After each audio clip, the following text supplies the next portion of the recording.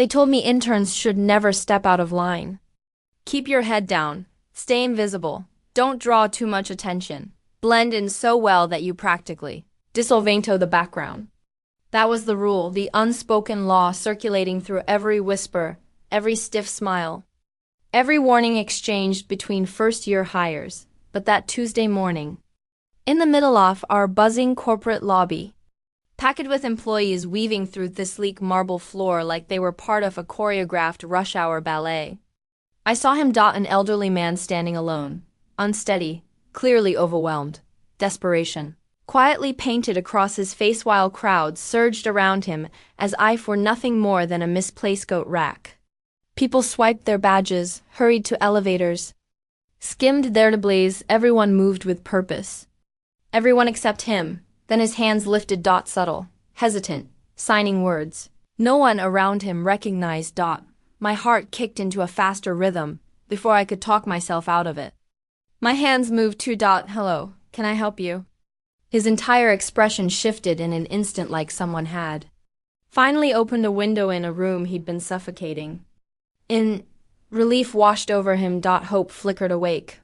What I didn't realize was that the CEO, his son, stood on the mezzanine above, watching every second of what was unfolding beneath him. And that moment, that small act of noticing someone everyone else ignored, was about to upend everything I believed about myself. 6 months earlier, you could have walked right past me and never remembered seeing me at all.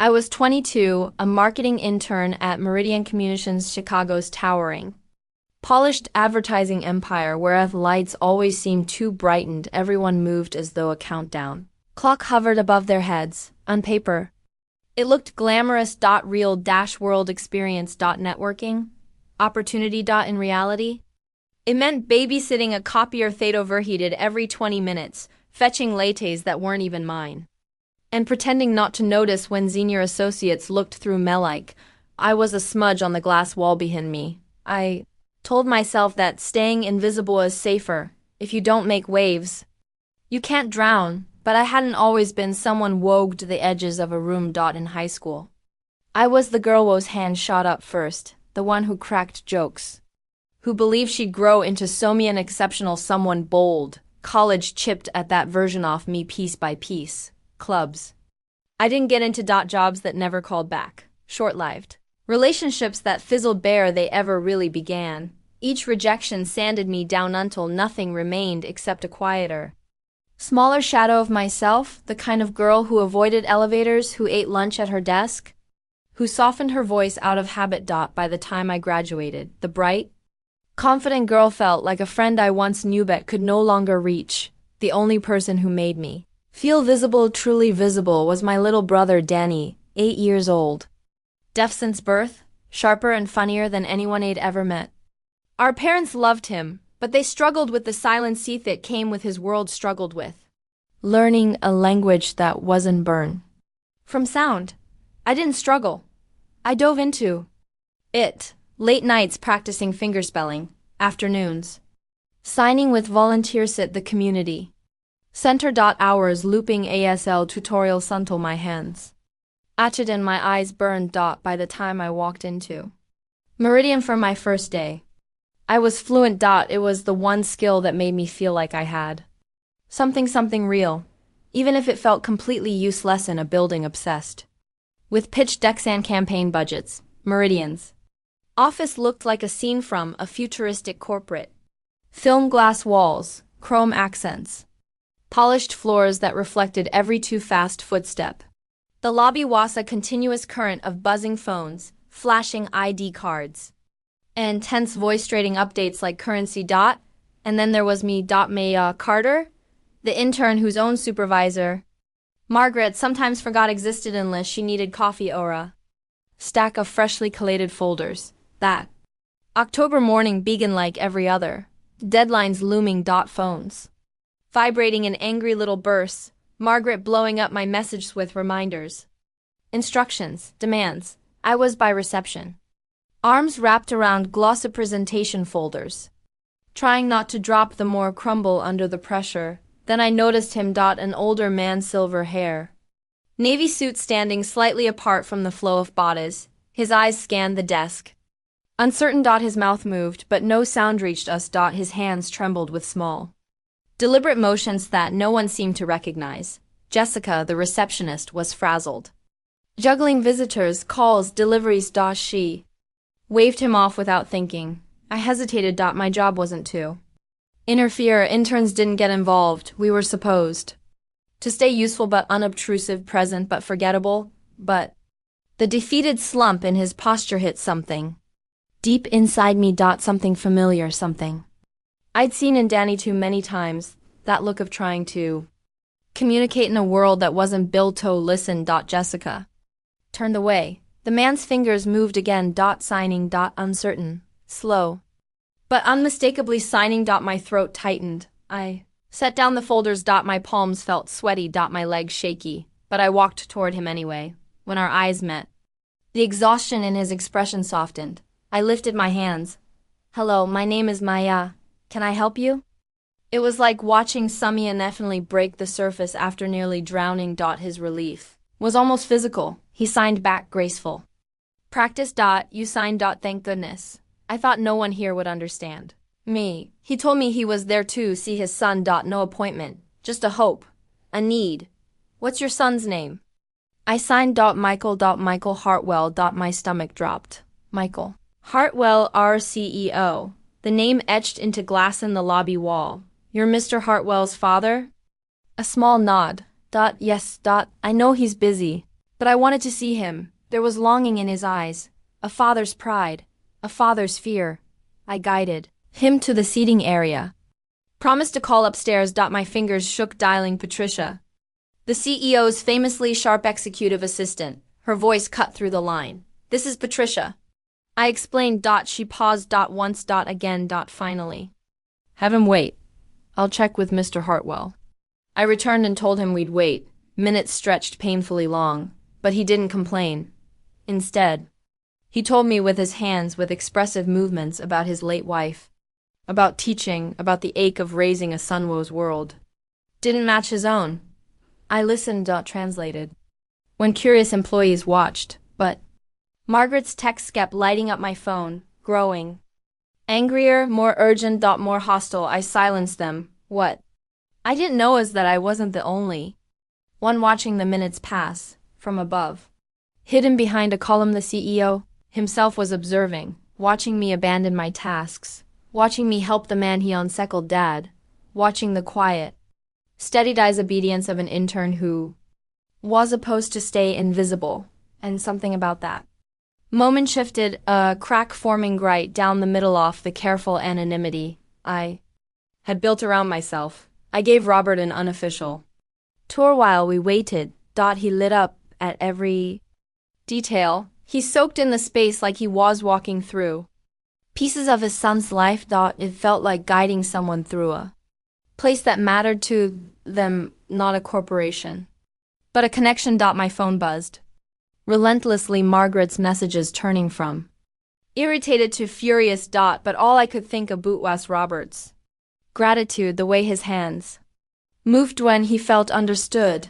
When we returned to the lobby, he thanked me over and over, his signing warm, heartfelt. You made me feel seen today, like I belong here. That was when Margaret appeared, her heels slicing sharp echoes into the marble floor. Her posture stiff with anger. She snapped. I need to speak with you now. Her accusations came fast, sharp as broken glass. You jeopardized the presentation. You disappeared. Do you even understand what you've done? Robert looked back and forth, uncertain. Hurt by the tone, I tried to sign reassurance, but Margaret stepped closer, voice dropping to a venomous hiss. You're an intern. You fetch copies, not guests. Don't expect protection. The words burned, but the shame didn't swallow me whole like it usually did. Not when I saw Robert's face. Then Margaret grabbed my arm. Come with me. Now, a calm, commanding voice get through the lobby air. Actually, Margaret, I need to speak with Miss Carter first.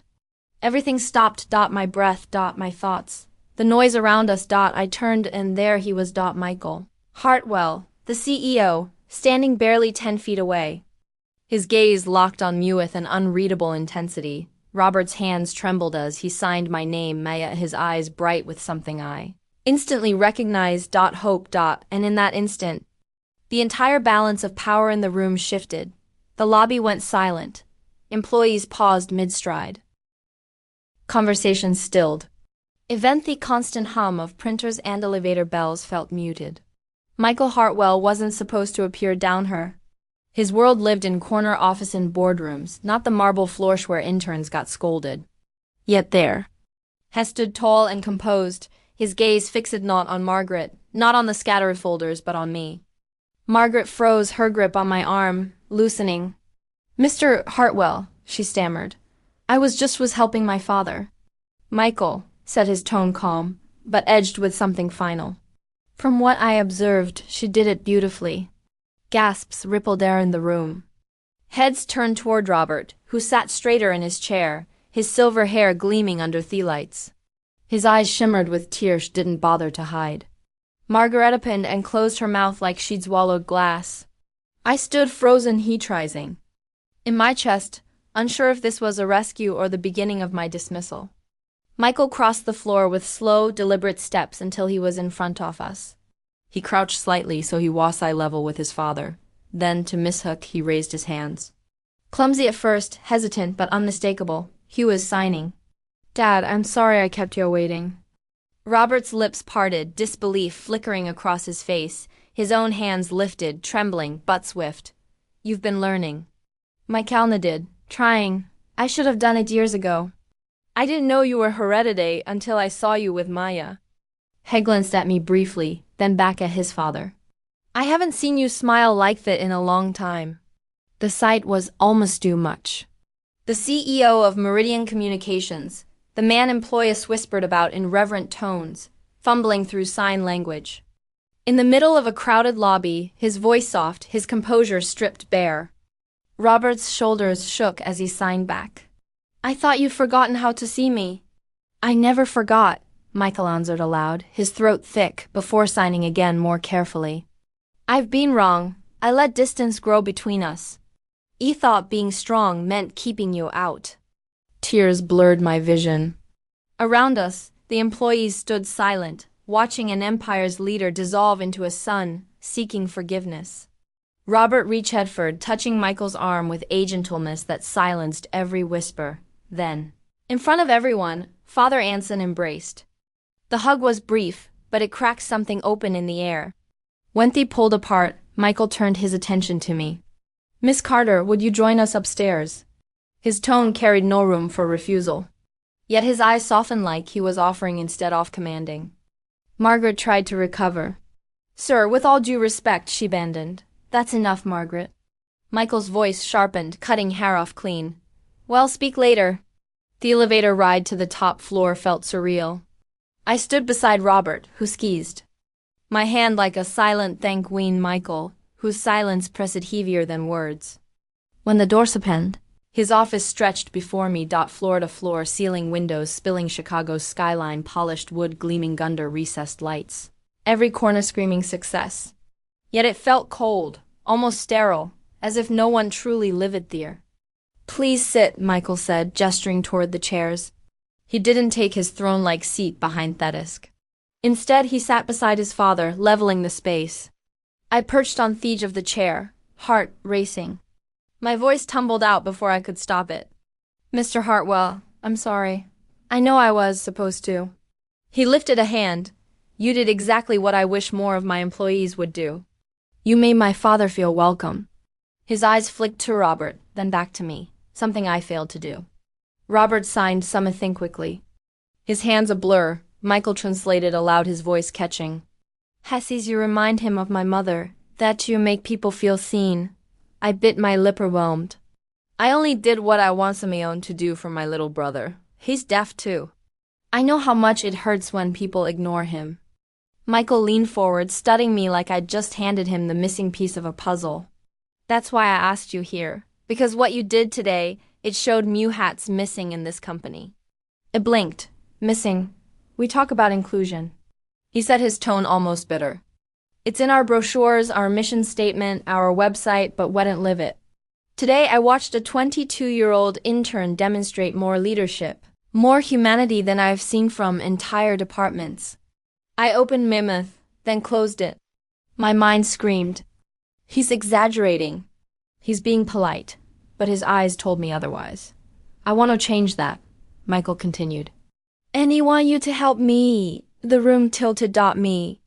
I'm creating a new role, he said, Director of Accessibility and Inclusion. You'll build programs. Train staff Makesha Meridian doesn't just say few words, but lives them. You'd report directly to me. My pulse thundered. Mr. Hartwell, I'm just an intern. I don't have experience. I trailed off ashamed of how small I sounded. Y'all have empathy, he interrupted firmly. And courage. You saw someone everyone else ain't and chose to act. That's leadership. Robert squeezed my hand again, nodding vigorously. His eyes pleaded with me to see what they both saw. I sat back dizzy. An hour ago, I was terrified of being fired. Now the CEO was offering me a seat at his table. My lips parted, but all I managed was too need to think. Michael smiled faintly. Take the weekend, but know this. This company needs someone like you. I need someone like you. The rest blurred into logistics. I barely heard salary benefits authority. When I finally left Sisyphus, Robert hugged me so tightly it knocked the air from my lungs. You gave him my son back, he signed, tears streaking down his cheeks. And you gave him something he didn't even know he was missing. The elevator doors closed. On Michael watching us, his expression unreal but softer than I'd ever seen. That night, I called Danny over video chat. His face lit up when isn't the news.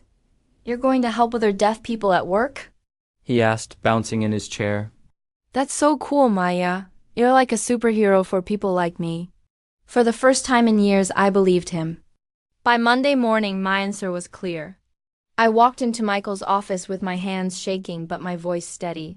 Yes, I said, I'll take the job. That was the day everything shifted. The title sounded grand, Director of Accessibility and Inclusion. But what it meant day-to-day was hard work. My first task was to run a full audit of the building, the policies, the culture. What I found was exactly what Michael suspected. Good intentions buried under years of neglect. Fire alarms without visual signals. Company meetings with no interpreters. Marketing materials assigned with no thought for accessibility. I tore it all down and rebuilt it slowly, stubbornly, piece by piece. We installed visual alert systems. We brought in AESL interpreters for every meeting and event. We rewrote Techlian decks, so they met accessibility needs. We launched lunch hour signal language classes that filled up faster than I expected. The biggest surprise, Margaret. The same supervisor who once scolded me for wasting time became one of my most eager students. After one training, she pulled me aside and admitted I was so focused on deadlines I forgot about people. I don't want to make that mistake again. 6 months later, Meridian Communications won a national award for workplace inclusion. Michael handed me the plaque, but insisted I accept it on stage. My voice shook, but me words came out strong. Inclusion isn't policy. It's people. It's the choice to see someone others overlook. That's what changes everything. In the front row, Robert was signing applause of pride written all over his face. Next to him, Michael smiled like a son who'd finally come home. And for the first time, I felt seen too. In the end, I realized something I'd missed all along. It's not about titles or corner of Pfizer, the endless rush to prove yourself. It's about people. My brother, my mentor, even a stranger in a lobby who just needed someone to see him. Family isn't always about blood. It's about loyalty, empathy, and the courage to act when others look away. If this story hit you the way it hit me, share your thoughts in the comments. And don't forget hit like, subscribe, and ring the bell because the next story I tell might just be yours.